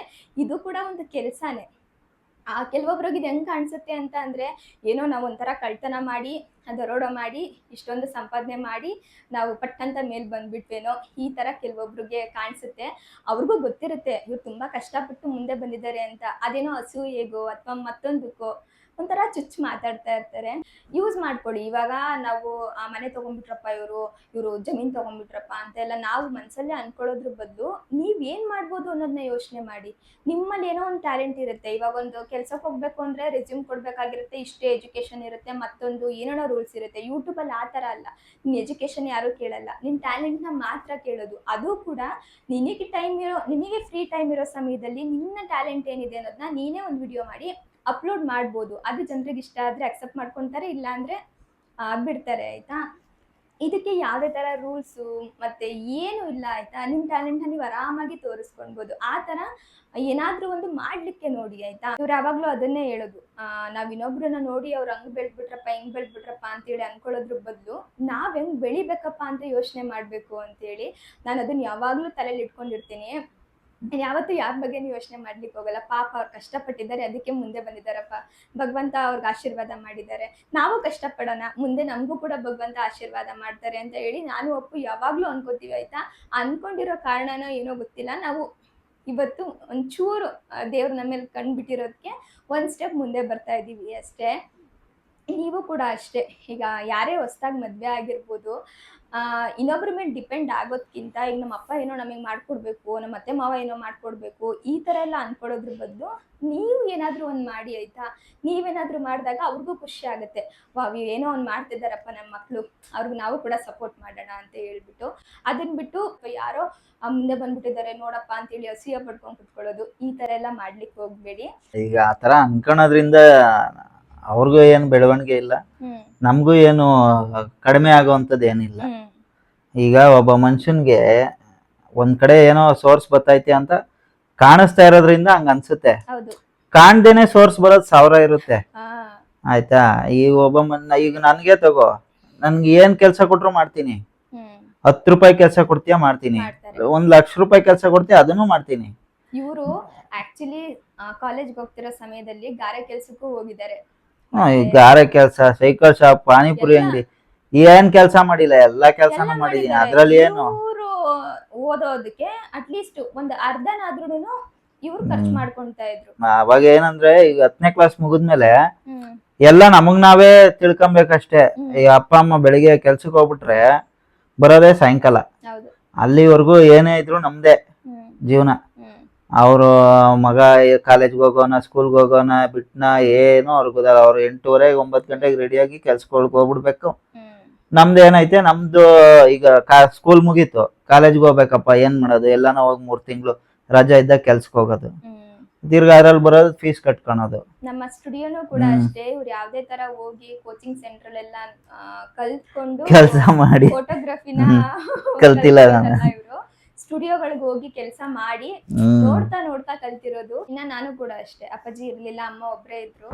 ಹಂಗಾಗಿ ನನ್ನ ಸ್ಕೂಲ್ ಫೀಸು ಕಾಲೇಜ್ ಫೀಸ್ಗೆ ನಾನೇ ದುಡ್ಕೊಂಡು ಫೀಸ್ನ ಕಟ್ಕೊಂಡು ಬುಕ್ಸ್ನ ತಗೊಂಡು, ಬಟ್ಟೆಗಳನ್ನೂ ಕೂಡ ಅಷ್ಟೇ. ನಾನು ನಮ್ಮ ಮನೆ ಹತ್ರ ಒಬ್ರು ಇದ್ರು, ನಾನು ಅವ್ರನ್ನ ಯಾವಾಗಲೂ ನೆನ್ಪು ಮಾಡ್ಕೋತೀನಿ. ಹೆಸರೇಳೆಲ್ಲ ಅವ್ರಿಗೂ ಮುಜುಗರ ಆಗ್ಬೋದಿಲ್ಲ.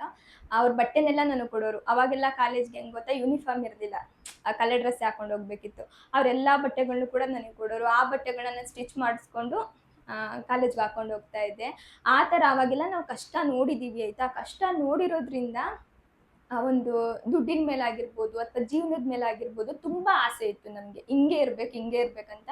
ಅಪ್ಪನೂ ಕಷ್ಟ ನೋಡಿದ್ರು, ನಾನು ಕಷ್ಟ ನೋಡಿದ್ದೆ. ಹಾಗಾಗಿ ಎಲ್ಲಾನು ಕೂಡ ನಮ್ಮ ಆಸೆ ಕನಸುಗಳನ್ನ ಒಂದು ಮೂಟೆ ಕಟ್ಟು ಸೈಡಲ್ಲಿ ಇಟ್ಬಿಟ್ಟು ಇವಾಗ ಹಿಂಗೆ ಸೆಟ್ಲ್ ಆಗಬೇಕು ಅಂತೇಳಿ ಮಾಡ್ಕೊಳ್ತಾ ಇದ್ದೀವಿ.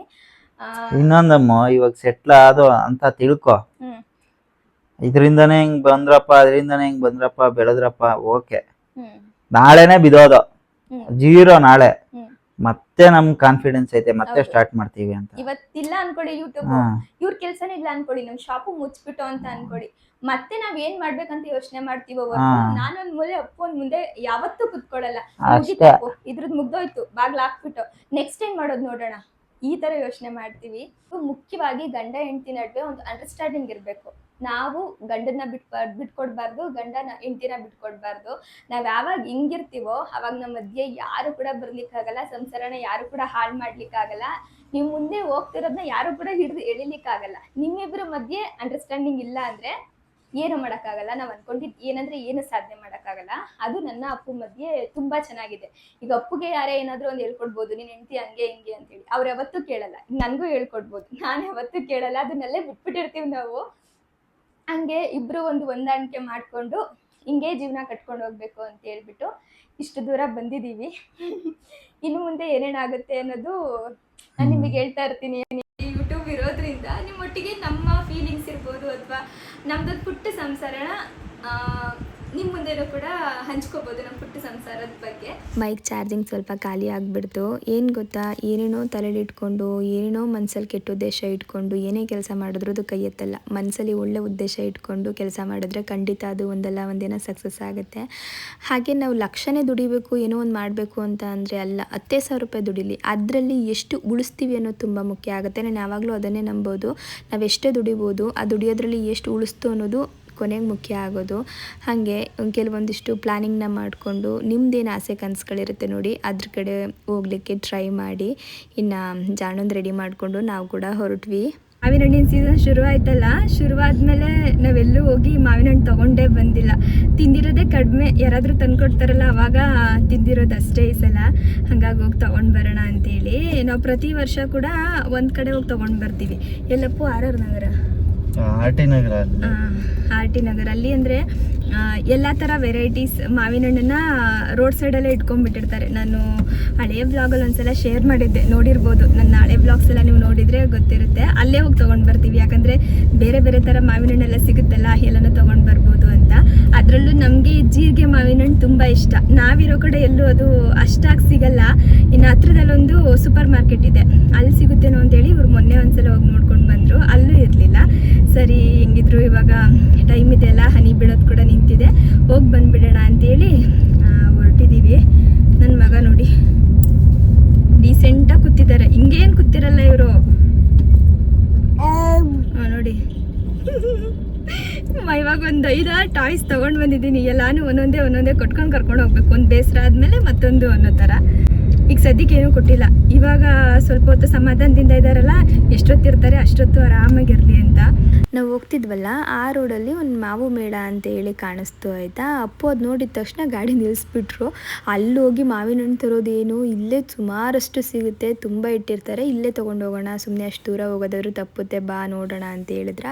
ಸರಿ ಇನ್ನೇನು ಒಂದು ಸಲ ನೋಡೋಣ ಅಂತೇಳಿ ಒಳಗಡೆ ಹೋದ್ವಿ. ನನಗಿಷ್ಟ ಇರಲಿಲ್ಲ, ಇಲ್ಲ ಅಪ್ಪು ಅಲ್ಲೇ ಹೋಗ್ಬೇಕಂತ. ಇವರು ಇಲ್ಲ, ಇಲ್ಲಿ ತನಕ ಬಂದಿದ್ದೀವಲ್ಲ, ಒಂದು ಸಲ ನೋಡಿಬಿಡು, ನಿನ್ಗೆ ಇಡ್ಸಿದ್ರೆ ಇಲ್ಲೂ ತಗೋ, ಬೇಕಿದ್ರೆ ಅಲ್ಲೇ ಹೋಗೋಣ ಅಂತೇಳಿ ಏನೋ ಹೇಳ್ಬಿಟ್ಟು ಒಳಗಡೆ ಕರ್ಕೊಂಡು ಹೋದ್ರ. ಒಳಗಡೆ ಹೋಗಿ ನೋಡಿದ್ರೆ ಮಾವಿನ ಹಣ್ಣೆ ಕಾಣಿಸ್ತಾ ಇಲ್ಲ, ಬರೀ ಅದು ಇದು ಅಂಗಡಿಗಳೇ ಕಾಣಿಸ್ತಿದ್ದಾವೆ. ಅಂದರೆ ಈ ಬಟ್ಟೆ ಶಾಪು ಮತ್ತು ಇಯರಿಂಗ್ಸ್ದು ಈ ಥರದ್ದೆಲ್ಲ. ಇಲ್ಲಿ ಒಬ್ಬರು ಸಬ್ಸ್ಕ್ರೈಬರ್ ಕೂಡ ಸಿಕ್ಕಿದ್ರು, ಅವರು ಕೂಡ ವಿಡಿಯೋಸ್ ನೋಡ್ತೀವಿ ಅಂತ ಹೇಳ್ತಿದ್ರು.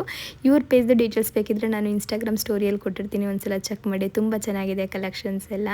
ಇನ್ನು ಮಾವಿನ ಹಣ್ಣಿಂದು ಶಾಪೇ ಕಾಣಿಸ್ಲಿಲ್ವಲ್ಲ, ಫುಲ್ಲು ಒಂದು ರೌಂಡೆಲ್ಲ ನೋಡಿಕೊಂಡು ಕೊನೆಯಲ್ಲಿ ಹೋಗಿ ನೋಡಿದ್ರೆ ಅಲ್ಲಿ ಒಂದು 3 ಶಾಪೇನೋ ಕಾಣಿಸ್ತು. ನಾನು ಅಪ್ಪನ ಕೇಳ್ತಿದ್ದೆ, ಏನಪ್ಪು ಇಷ್ಟೇನ ಮಾವಿನ ಮೇಳ, ಬರೀ 3 ಶಾಪ್ ಇರುತ್ತಾ ಅಂತ ಹೇಳ್ಬಿಟ್ಟು. ನಾನು ಕೆಲವೊಂದು ಇನ್ಸ್ಟಾಗ್ರಾಮಲ್ಲಿ ನೋಡಿದ್ದೆ ಆಯಿತಾ, ತುಂಬ ಇರುತ್ತೆ ಅಲ್ಲಿ, ತುಂಬ ತಿಂಡಿಗಳೆಲ್ಲ ಮಾಡಿಕೊಡ್ತಾ ಇರ್ತಾರೆ, ಹಾಗೆ ತುಂಬ ಥರ ಹಣ್ಣುಗಳೆಲ್ಲ ಇರುತ್ತೆ. ಇಲ್ಲೇನು ಎಷ್ಟಿದೆ ಅಂತ. ಇಲ್ಲಿ ಚಿಕ್ಕದಾಗಿ ಮಾಡಿದ್ರು ಅಂತ ಅನಿಸುತ್ತೆ. ಹೊರ್ಗಡೆಯಿಂದ ನೋಡ್ಲಿಕ್ಕೆ ದೊಡ್ಡದಾಗಿತ್ತು, ಒಳಗಡೆ ಅಷ್ಟೊಂದೆಲ್ಲ ಏನೂ ಇರಲಿಲ್ಲ, ಜಾಸ್ತಿ ಬಟ್ಟೆ ಅದು ಇದನ್ನೇ ಇತ್ತು. ಅದನ್ನೇ ಮಾತಾಡಿಕೊಂಡು ಒಂದು ಕಡೆ ನೋಡಿದ್ವಿ, ಅಲ್ಲಿ ನಮ್ಗೆ ಅಷ್ಟು ಇಷ್ಟ ಆಗಲಿಲ್ಲ. ಇನ್ನು ಪಕ್ಕದ ಅಂಗಡಿಯಲ್ಲಿ ಹೋಗಿ ನೋಡಿದ್ರೆ ಅಲ್ಲೊಂದು 4-5 ಬಗೆ ಹಣ್ಣುಗಳನ್ನ ಇಟ್ಟಿದ್ರು. ಅಲ್ಲಿ ಜೀರಿಗೆ ಮಾವಿನ ಹಣ್ಣು ನನಗೆ ಕಾಣಿಸ್ತು ಆಯಿತಾ. ಸರಿ ನೋಡೋಣ ಅಂತ ಹೇಳ್ಬಿಟ್ಟು ತೊಗೊಂಡೆ. ಅವರು ಪೌಡ್ರಿನೂ ಹಾಕಿ ಹಣ್ಣು ಮಾಡಿರೋದಲ್ಲ, ಇದು ನಮ್ಮದೇ ತೋಟದ್ದು ಅಂತ ಹೇಳಿದ್ರು. ಕಲರ್ ನೋಡಿದ್ರೆ ನಮಗೂ ಗೊತ್ತಾಗುತ್ತೆ, ಅವರು ಪೌಡ್ರಿನೂ ಹಾಕಿಲ್ಲ, ಹಾಗೆ ಹಣ್ಣು ಮಾಡಿದ್ದಾರೆ ಅಂತ ಹೇಳ್ಬಿಟ್ಟು. ಸರಿ ಅಂದ್ಬಿಟ್ಟು ಅದನ್ನು ಸ್ವಲ್ಪ ತಗೊಂಡು, ಅದಾದಮೇಲೆ ಇಲ್ಲಿ ಬೇರೆ ಇತ್ತಲ್ಲ, ಅದನ್ನೆಲ್ಲ ನೋಡೋಣ ಅಂತೇಳಿ ಬಂದೆ. ಇದಂತೂ ತುಂಬ ರೇಟ್ ಇತ್ತು ಆಯಿತಾ. ನನಗೆ ಆ ರೇಟ್ನ ಕೇಳಿನೇ ತೊಗೊಳೋದು ಬೇಡ ಅನ್ನಿಸ್ಬಿಡ್ತು, ಸುಮ್ಮನೆ ನೋಡ್ಕೊಂಡು ವಾಪಸ್ ಬಂದಿದ್ದಾಯಿತು.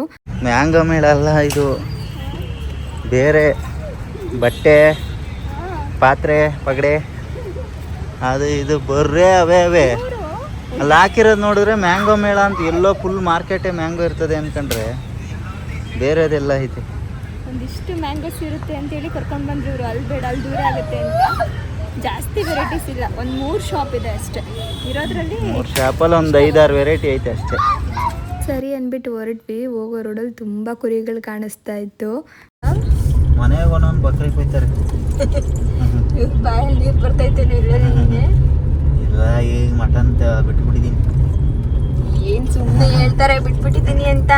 ಏನಾದರೂ ಮಾಡಲಿ ಮನೇಲಿ ಫಸ್ಟ್ ಇವರೇ ಇರ್ತಾರೆ. ಮನೇಲಿ ಮಾಡಿದ್ರೆ ಇನ್ಯಾರಿಗೋಸ್ಕರ ಮಾಡ್ತೀಯ ಪಾಪ, ಕಷ್ಟಪಟ್ಟು ಮಾಡಿರ್ತೀಯ ಅಂತ ಬಿಟ್ಬಿಟ್ಟಿದ್ದೀನಿ ಅಂದಮೇಲೆ ತಿನ್ಕೂಡ್ದು. ಔಟ್ ಸೈಡ್ ಬಿಟ್ಬಿಟ್ಟಿದ್ದೀನಿ ಅಂದಿದ್ದು. ಔಟ್ ಸೈಡ್ ಬಿಟ್ಟಿದ್ದಾರೆ, ಮನೇಲಿ ಸ್ವಲ್ಪ ತಿಂತಿದ್ದಾರೆ. ಮನೇಲಿ ತಿಂತಿದ್ದಾರೆ ಅಲ್ಲ, ಮನೇಲೇ ತಿಂತಾ ಇದ್ದಾರೆ. ಹೌದು, ಮನೇಲೇ ತಿಂತಾ ಇದ್ದಾರೆ. Yes. ಇನ್ನೇನು ನಮ್ಮ ಮಾವಿನ ಹಣ್ಣಿನ ಜಾಗ ಬಂತು. ಇವರು ಇಲ್ವೋ ಗೊತ್ತಿಲ್ಲ ಈ ಸಲ. ಇಲ್ಲೇ ರೈಟಲ್ಲೇ ಹಾಕ್ಬೇಕಾಯ್ತಲ್ಲ, ಇನ್ನ ಯಾರು ಬಂದೇ ಇಲ್ಲ. ನಿಜನಾ? ಹಾ, ಅಲ್ಲಿಂದನೇ ಶುರು ಆಯ್ತದೆ. ಇಲ್ಲ ಅಂದ್ರೆ ಏನು ಇಲ್ಲಾಂದ್ರೆ ಒಳಗಡೆ ಹಾಕಿರ್ತಾರೆ, ನೋಡ್ಬೇಕು. ಇಲ್ಲಾಂದ್ರೆ ಏನ್ ಮಾಡಕ್ಕಲ್ಲ, ಮನೆಗೆ ಹೋಗೋದು ಅಷ್ಟೇ. ಸಿಕ್ಕಿದ್ದೆ ಸೀರುಂಡೆ ಅಂತ. ಅಷ್ಟಾದ್ರೂ ಸಿಕ್ತಲ್ಲ ಅಂತ ಹೋಗಬೇಕು. ಹಾಕವ್ರೆ ಹಾಕವ್ರೆ. ನೋಡಿ ಮಾವಿನ ಹಣ್ಣು ಸಿಕ್ತ ನಮ್ಗೆ. ಇಲ್ಲಿ ಜಾಮ್ ಆಯ್ತದೆ ಅಂತ ರೋಡ್ ದೊಡ್ಡದು ಮಾಡೋರು. ಇಲ್ಲೇ ನಿಲ್ಸ್ಬಿಡಪ್ಪು, ಹಿಂದೆನೇನೆ. ಪೊಲೀಸವ್ರು ಬಂದು ಹಿಡ್ಕೊಂಡು ಹೋಗ್ಲಿ. ನಾವಾಗ ನಾನು ಹೇಳ್ತೀನಿ, ನನ್ನನ್ನು ಬಿಟ್ಬಿಡಿ ಪ್ಲೀಸ್, ನಾನು ಆಟೋದಲ್ಲಿ ಹೋಗ್ತೀನಿ, ಇವ್ರನ್ನ ಕರ್ಕೊಂಡು ಹೋಗಿ. ನೋಡು ಎಲ್ಲಿ ನಿಲ್ಸ್ಬೇಕು. ಇಲ್ಲೇ ನೋಡಿ, ಫುಲ್ಲು ಮಾವಿನ ಹಣ್ಣು ಮಿಣಿ ಮಿಣಿ ಅಂತಿದೆ. ನನಗೆ ಎಷ್ಟು ಖುಷಿ ಆಯಿತು ಗೊತ್ತಾ. ನನಗೇನಂದರೆ ಮಾವಿನ ಹಣ್ಣು ನಾವು ಎಷ್ಟು ತಗೋತೀವೋ ಏನೋ ಅದು ಒಂದು ಕಡೆ, ಆದರೆ ನನಗೆ ಈ ಥರ ಜೋಡಿಸಿರ್ತಾರಲ್ಲ ಅದನ್ನು ನೋಡ್ಲಿಕ್ಕೆ ತುಂಬ ಅಂದರೆ ತುಂಬ ಖುಷಿ ಆಗುತ್ತೆ. ನಾನು ಅಪ್ಪು ಸ್ವಲ್ಪ ಹೊತ್ತು ನೋಡೋಣ ಇರೋಪ್ಪು, ಎಲ್ಲ ಕಡೆ ನೋಡೋಣ ಯಾವ್ಯಾವ ಬಗ್ಗೆ ಹಣ್ಣಿದ್ದಾವೆ ಎಲ್ಲನೂ ಕೇಳಿ ತಿಳ್ಕೊಳ್ಳೋಣ ಅಂತೇಳಿ. ಅವರು ಇಲ್ಲಿ ಜಾಸ್ತಿ ಹೊತ್ತು ಕಾರ್ ನಿಲ್ಸಂಗಿಲ್ಲ, ಪೊಲೀಸವ್ರು ಬಂದುಬಿಡ್ತಾರೆ. ನಿನ್ಗೇನು ಬೇಕು ಅದನ್ನು ಪಟ್ ಅಂತ ತೊಗೋಬೇಕು, ಪಟ್ ಅಂತ ಹೊರಡ್ತಾ ಇರಬೇಕು ಅಂತ. ನಾನೇನಂದರೆ ಅಷ್ಟು ದೂರದಿಂದ ಬಂದಿದ್ದೀವಿ, ಇಲ್ಲಿಗೆ ಬರಲಿಕ್ಕೆ 1.5 hour ಟೈಮ್ ತೊಗೊಳತ್ತೆ ಆಯಿತಾ. ಅಷ್ಟು ದೂರದಿಂದ ಬಂದು 10 ನಿಮಿಷಕ್ಕೆಲ್ಲ ಹೆಂಗೆ ತೊಗೊಂಡು ಹೋಗ್ಲಿಕ್ಕಾಗತ್ತೆ. ನಾನು ಸ್ವಲ್ಪ ಹೊತ್ತು ನೋಡಬೇಕು ಅಂತೇಳಿ ನಾನು ನಿಧಾನ ಕಾರ್ ಓಡಿಸ್ಕೊಂಡು ಬರ್ತಾ ಇರ್ತೀನಿ. ನಿನ್ನ ಪಾಡೋಗಿ ನೀನು ಏನು ಬೇಕು ಅದು ತಗೋ, ಎಷ್ಟೊತ್ತು ಬೇಕು ಅಷ್ಟು ನಿಂತ್ಕೊಂಡು ನೋಡು ಅಂತ ಹೇಳಿದ್ರು. ಸರಿ ಅಂದ್ಬಿಟ್ಟು ಇಲ್ಲೂ ಕೂಡ ನನಗೆ ಜೀರಿಗೆ ಮಾವಿನ ಹಣ್ಣೆಲ್ಲ ಸಿಕ್ತು. ಇಲ್ಲಿ ಜಾಸ್ತಿ ಎಲ್ಲ ಬಗೆಯ ಹಣ್ಣುಗಳು ಸಿಗುತ್ತೆ ಆಯಿತಾ. ನಾವು ಹೆಸರೇ ಕೇಳಿರಲ್ಲ, ಆ ಹೆಸರಿನ ಹಣ್ಣುಗಳನ್ನೆಲ್ಲ ತೋರಿಸ್ತಾರೆ. ಇನ್ನು ಯಾವುದು ನಾವು ತಿಂದಿಲ್ಲ ನೋಡಿ ಅದನ್ನು ತೊಗೊಳ್ಳೋಣ, ಅದನ್ನು ಟೇಸ್ಟ್ ಮಾಡೋಣ ಅಂತ ಹೇಳ್ಬಿಟ್ಟು ಅದನ್ನೆಲ್ಲ ನೋಡ್ತಾ ಇದ್ದೆ. ಇಲ್ಲಿ ಆ ಬಾಂಬೆ ರಸ್ಪುರಿ ಅಂತ ಹೇಳಿದ್ರೆ ನಾನು ಕೇಳಿರಲಿಲ್ಲ ಹೆಸರು. ಸರಿ ಅಂದ್ಬಿಟ್ಟು ತೊಗೊಳ್ಳೋಣ ಅಂದ್ಕೊಂಡೆ. ಕಡಿಮೆ ತೊಗೊಳ್ಳೋಣ ಅಂದರೆ ಒಂದು ಅರ್ಧ ಕೆ ಜಿ ತೊಗೊಳ್ಳೋಣ ಅಂದರೆ ಇಲ್ಲ, ಅವರು 1 kg ಕೊಡೋದು, ಕಡಿಮೆ ಕೊಡೋಲ್ಲ ಅಂತ ಹೇಳಿದ್ರು. ಸರಿ ಅಂದ್ಬಿಟ್ಟು ಅದನ್ನು ತೊಗೊಂಡಿದ್ದಾಯಿತು. ಅದಾದಮೇಲೆ ನಾನು ಸ್ವಲ್ಪ ಹೊತ್ತು ಹಂಗೇ ನೋಡ್ತಾ ಇದ್ದೆ. ನಡ್ಕೊಂಡು ಬಂದಿದ್ದೀನಿ, ಅದೆಷ್ಟು ದೂರ ಇದೆ ನೋಡಿ, ಅಷ್ಟು ದೂರ ಕೂಡ ನಡ್ಕೊಂಡು ಯಾವ್ಯಾವ ಹಣ್ಣಿದೆ ಅಂತೇಳಿ ಕೇಳಿಕೊಂಡು ನೋಡ್ಕೊಂಡು ಮುಂದೆ ಹೋದೆ. ಆಮೇಲೆ ಅಪ್ಪು ಬಂದರು ಆಯಿತಾ. ಆಲೇ ಒಂದು 20 ನಿಮಿಷ ಆಗಿತ್ತು ಅನ್ಕೋತೀನಿ ನಾನು ನೋಡೋ ಅಷ್ಟರಲ್ಲಿ. ಅವ್ರು ಹೊರಡೋಣ ಬಾ ಅಂತಿದ್ದಾರೆ. ನಾನು ಇನ್ನೂ ಸ್ವಲ್ಪ ಹೊತ್ತಿರೋಣ ಇರೋಪ್ಪು ಅಂದರೆ ಬೈದರು. ಆಮೇಲೆ ಇದೇನು ಅಂದ್ಕೊಂಡಿದ್ದೀಯ ನೀನು ರೋಡಲ್ಲಿ ಹಿಂಗೆ ನೋಡ್ಕೊಂಡು ಸಂಜೆ ಗಂಟೆ ನಿಂತಿರ್ತೀಯ, ನಾನು ಹೋಗ್ತೀನಿ, ನೀನು ಆರಾಮಾಗಿ ನಿಧಾನಕ್ಕೆ ಬಾ ಅಂತ. ಆಮೇಲೆ ಸರಿ ಅಂದ್ಬಿಟ್ಟು ಬಂದೆ. ಇಷ್ಟು ಮಾವಿನಕಾಯಿ ತೊಗೊಂಡು ಬಂದು, ಮಾವಿನ ಹಣ್ಣು ನನ್ಗಲ್ಲಿ ನೋಡ್ಬಿಟ್ಟು ನನಗೆ ಇನ್ನೂ ತೊಗೋಬೇಕಂತ ಆಸೆ. ಅಂದರೆ ಬೇರೆ ಬೇರೆ ಥರದ್ದೆಲ್ಲ ಒಂದೊಂದು ಅರ್ಧ kg ತೊಗೋಬೇಕು ಅಂತ. ಅವ್ರು ಬಂದ್ಬಿಟ್ಟೆಲ್ಲ 1 kg ತೊಗೋಬೇಕು ಅಂತ ಹೇಳಿದ್ರ. ಇವ್ರು ಅಷ್ಟೊಂದೆಲ್ಲ ತಗೊಂಡೋಗಿ ಎಲ್ಲಿ ಇಟ್ಕೊಳ್ತೀಯಾ, ನಿನ್ನ ಫ್ರಿಜ್ ಕೂಡ ಚಿಕ್ಕದು, ಅಲ್ಲಿ ಇಡ್ಲಿಕ್ಕಾಗಲ್ಲ, ಎಷ್ಟು ತಿನ್ಲಿಕ್ಕಾಗತ್ತೆ ಅಷ್ಟು ಮಾತ್ರ ತಗೋ. ನೆಕ್ಸ್ಟ್ ಟೈಮ್ ನಾನು ಓಡಾಡ್ತಿರ್ತೀನಲ್ವ ಈ ಕಡೆ, ಅವಾಗ ಬೇರೆ ಬೇರೆದೆಲ್ಲ ಬರುತ್ತಲ್ಲ, ಅವಾಗ ತೊಗೊಂಡು ಬಂದು ಕೊಡ್ತೀನಿ, ಅದು ನೀನು ಎಲ್ಲ ಥರ ಟೇಸ್ಟ್ ಮಾಡ್ಬೋದು ಅಂತೇಳಿ ಒಂದು ಎಷ್ಟು ಥರದ್ದು 1 2 3 4 5 ಥರ ತೊಗೊಂಡು ಬಂದ್ವಿ. ಈಗ ಹಬ್ಬೆ ಅಲ್ವೇನಮ್ಮ, ಬೇಸಿಗೆ ಬಿಸಿ, ಬೇಗ ಹಣ್ಣು ಜಾಸ್ತಿ ಬೇಗ ಹಣ್ಣಾಗ್ಬಿಡ್ತದೆ, ಎಲ್ಲ ಹೋಗ್ಬಿಡ್ತೇವೆ. ಇಷ್ಟು ತಿನ್ನೋಕೆ 1 ವಾರ ಬೇಕು. ಅಯ್ಯೋ, ನಾನು ಇದ್ರಲ್ಲಿ ಸಾಂಬಾರ್ ಮಾಡ್ಬೇಕಾಯ್ತಾ, ಎಂತ ಚೆನ್ನಾಗಿರೋದು ಗೊತ್ತಾ ಇದ್ರಲ್ಲಿ ಸಾಂಬಾರ್ ಮಾಡಿದ್ರೆ. ನನಗೆ ತುಂಬ ಇಷ್ಟ, ಇವ್ರಿಗೆ ಇಷ್ಟ ಇಲ್ಲ, ಸ್ವಲ್ಪ ಉಪ್ಪು ಹುಳಿ ಖಾರ ಎಲ್ಲ ಇರುತ್ತೆ ಅಂತ, ಬಟ್ ನನಗೆ ತುಂಬ ಇಷ್ಟ. ಇದನ್ನ ನಮ್ಮ ಕಡೆ ಜೀರಿಗೆ ಮಾವಿನ ಹಣ್ಣು ಅಂತ ಅಂತಾರೆ. ಇದ್ರಲ್ಲಿ ಉಪ್ಪಿನಕಾಯಿನೂ ಮಾಡ್ತಾರೆ, ಸಾಂಬಾರು ಮಾಡ್ತಾರೆ. ಕೆಲವೊಂದು ಕಡೆ ಕಾಳು ಮಾವಿನ ಹಣ್ಣು ಅಂತ ಕೂಡ ಕರೀತಾರೆ. ನೀವೇನು ಕರಿತೀರಾ ಅಂತೇಳಿ ಕಮೆಂಟಲ್ಲಿ ತಿಳಿಸಿ. ಇದನ್ನ ಬಂದು ನಾವು ಅಲ್ಲಿ ಮಾವಿನ ಹಣ್ಣಿನ ಮೇಳ ಇತ್ತಲ್ಲ ಅಲ್ಲಿ ತೊಗೊಂಡ್ವಿ. ಇದನ್ನ ಇನ್ನೊಂದು ಕಡೆ ಹೋಗಿ ತೊಗೊಂಡಿದ್ದು. ಟೇಸ್ಟ್ ಮಾಡಬೇಕು ಎರಡು ಯಾವ ಥರ ಇದೆ ಅಂತ. ಇದ್ಯಾವುದಕ್ಕೂ ಅದು ಗೊತ್ತಿಲ್ಲ, ಮಲ್ಲಿಕ ಇರಬೇಕು, ಚಿಕ್ಕದು. ಎಷ್ಟೆಷ್ಟಿದೆ ನೋಡಿ, ಅರೆ ಉದ್ದ ಐತಲ್ಲ. ಇದು 2 kg ತೊಗೊಂಡ್ವಾ. ಇದು ಆಲ್ಫಾನ್ಸೋ ಇವ್ರ ಫೇವ್ರೇಟ್ ಹಣ್ಣಿದು. ಇದಿಲ್ಲೇ ಸಿಗುತ್ತೆ, ಅಲ್ಲಿ 2 kg ತೊಗೊಂಡ್ರು. ಅಲ್ಲಿ ಕಡಿಮೆ ಇತ್ತಲ್ಲ ರೇಟು. ಎಷ್ಟಿತ್ತು, ಒಂದು 250 ಎಷ್ಟು ಆಯ್ತು. ಇಲ್ಲಿ ಸ್ವಲ್ಪ ಜಾಸ್ತಿ. ನಾ ಹೋದ ವರ್ಷ ತರುವಾಗ 350-400 ರೂಪಾಯಿ ಇತ್ತು. ಮೊನ್ನೆ ಕೇಳಿದಾಗ 450 ಇತ್ತು. ರೇಟ್ ಸ್ವಲ್ಪ ಕಡಿಮೆ ಅಂತ ತಗೊಂಡ್ರು. ಇದು ತುಂಬಾ ಅಂದ್ರೆ ತುಂಬಾ ಚೆನ್ನಾಗಿರುತ್ತೆ, ತುಂಬಾ ಸ್ವೀಟ್ ಆಗಿರುತ್ತೆ, ಒಂಚೂರು ಕೂಡ ಹುಳಿ ಇರಲ್ಲ. ಇವ್ರು ತಿನ್ನೋದು ಇದೊಂದೇ ಮಾವಿನ ಹಣ್ಣು, ತುಂಬಾ ಚೆನ್ನಾಗಿ ಹಣ್ಣಾಗಿದೆ. ಇನ್ನು ಇದು 2 kg ಬರಲಿಲ್ಲ ಅಂದ್ಬಿಟ್ಟು ಇದೊಂದು 2 ಎಕ್ಸ್ಟ್ರಾ ಹಾಕಿದ್ರು ಆಯಿತಾ. ಇನ್ನು ಇದು ಬಂದು ಏನೋ ಹೇಳಿದ್ರು ಅವರು, ಬಾಂಬೆ ರಸ್ಪುರಿ ಅಂತ. ನಾನು ಫಸ್ಟ್ ಟೈಮ್ ಕೇಳಿದ್ದು ಬಾಂಬೆ ರಸ್ಪುರಿ ಅಂತ. ಅದು ಹೆಂಗಿರುತ್ತೆ ಅಂತ ನೋಡ್ಬೇಕಂತ ಹೇಳ್ಬಿಟ್ಟು ಅರ್ಧ kg ತೊಗೊಳ್ಳೋಣ ಅಂದ್ಕೊಂಡ. ಅರ್ಧ kg ಒಂದೇ ಬರೋದು, 1 kg ತೊಗೊಳ್ಳಿ, ಒಂದು 10 ರೂಪಾಯಿ ಕಡಿಮೆ ಕೊಡಿ ಅಂದ್ಬಿಟ್ಟು 1 kg ಕೊಟ್ಟರು. 1 kg ನೋಡಿ 3 ಬಂದಿರೋದು. ಇನ್ನು ಇದು ಕೊಬ್ಬರಿ ಮಾವಿನಕಾಯಿ ಅಂತೆ, ನಮ್ಮ ಕಡೆ ಇದನ್ನ ಆನೆ ಮಾವಿನಕಾಯಿ ಅಂತ ಅಂತೀವಿ. ಅವರು ಕೊಬ್ಬರಿ ಮಾವಿನ ಹಣ್ಣು ಅಂತ ಹೇಳಿದ್ರು. ಮಲ್ಗೋಬಾನು ಅಂತಾರೆ. ಮಲ್ಗೋಬಾ ಅಂತಾರ? ಅಂದ್ರೆ ಮಲ್ಗೋಬಾ ಫುಲ್ ಗ್ರೀನ್ ಬರ್ತದೆ, ಗ್ರೀನ್ ಎಲ್ಲೋ ಬರ್ತದೆ. ಇದು ಸ್ವಲ್ಪ ರೆಡ್ ಐತೆ. ಕೊಬ್ಬರಿಕಾಯಿ ಏನೋ ಹೇಳಿದ್ರು ಅವ್ರು. ಅದೇ ಕೊಬ್ಬರಿ ಮಾವಿನ ಹಣ್ಣು ಅಂತ ಹೇಳಿದ್ರು. ಕೊಬ್ಬರಿ ಮಾವಿನ ಹಣ್ಣು ಅಂತ. ಅಪ್ಪ ಮಾವಿನ ಹಣ್ಣಲ್ಲಿ ಎಂತೆಂತ ತರಾವರಿ ಇರುತ್ತೆ ಗೊತ್ತಾ. ಈ ಸೀಸನ್ ಮುಗಿಯೋ ಅಷ್ಟರಲ್ಲಿ ಯಾರಿಗೆಲ್ಲ ಆಸೆ ಇರುತ್ತೆ ನೋಡಿ ಮಾವಿನ ಹಣ್ಣು ತಿನ್ಬೇಕಂತ, ಚೆನ್ನಾಗಿ ತಗೊಂಡು ತಿನ್ಬಿಡಿ. ನನ್ಗಂತೂ ಪ್ರಾಣ. ಹಲಸಿನ ಹಣ್ಣು, ಮಾವಿನ ಹಣ್ಣು, ಈ ಥರದ್ದೆಲ್ಲ. ಇನ್ನು ಇವತ್ತಿನ ವ್ಲಾಗ್ನು ಕೂಡ ನಾನು ಇಲ್ಲಿಗೆ ಏನು ಮಾಡ್ತಾ ಇದ್ದೀನಿ. ಪೂರ್ತಿ ವ್ಲಾಗ್ ಇಷ್ಟ ಆಗಿದ್ರೆ ಲೈಕ್ ಮಾಡಿ, ಹಾಗೆ ನನ್ನ ಚಾನಲ್ನ ಸಬ್ಸ್ಕ್ರೈಬ್ ಮಾಡದೆ ನೋಡ್ತಿದ್ರೆ ಸಬ್ಸ್ಕ್ರೈಬ್ ಮಾಡ್ಕೊಂಡು ನೋಡಿ.